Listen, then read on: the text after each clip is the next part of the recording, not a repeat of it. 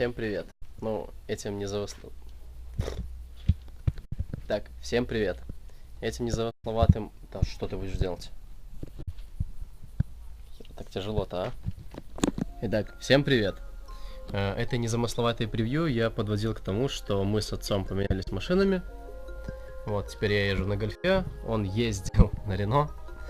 Буквально 2 недели отъездил, ну и, как вы понимаете, вот это вот тут не просто так, здесь уже, не знаю, в 1000-й раз. Честно говоря, я даже не понимаю, либо со всеми машинами старыми вот такая вот дичь происходит, либо только конкретно это ведро просится в могилу. Но, как вы видите, поддон снят не зря, и как бы вот она вот в таком состоянии сейчас находится. Лезем под машину, самое вкусное на потом, пока покажу, что с баком произошло. Пока идем к баку, что касаемо днища, что переваривали, все целое, в принципе, все в порядке, вопросов нет. Это касаемо днища.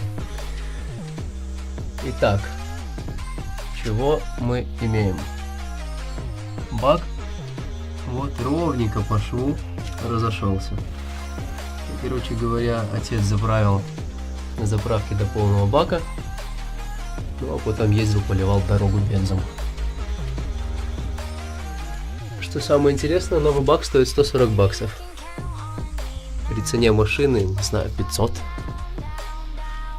В общем, что с этим делать было непонятно до вчерашнего дня.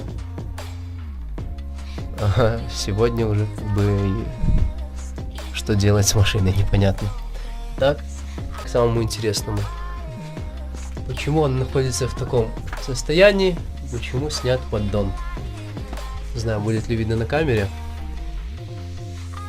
Если первый цилиндр в порядок.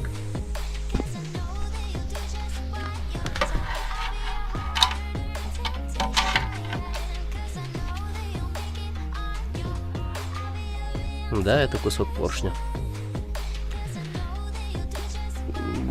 Вот он, короче, просто взял и нахрен развалился.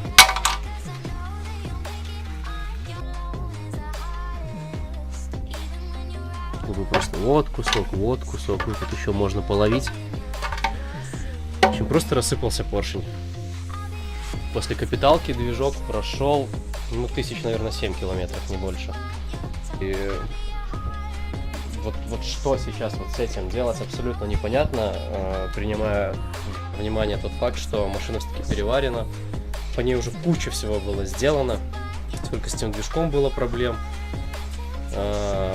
сколько с ходовкой, тот же торсион чего нам стоил, ну, в общем, ну, просто так взять и выкинуть жалко, потому что столько и денег, и сил угроблено, но опять же, что делать вот с таким состоянием, то есть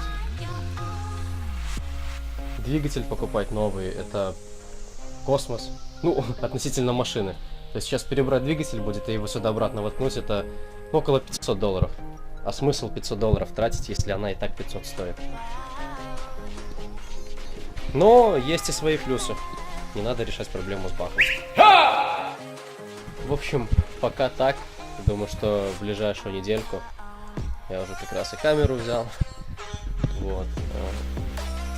Буду держать в курсе, что будем делать, как решать. Ну, просто машину вот так вот взять, сейчас выкинуть ее.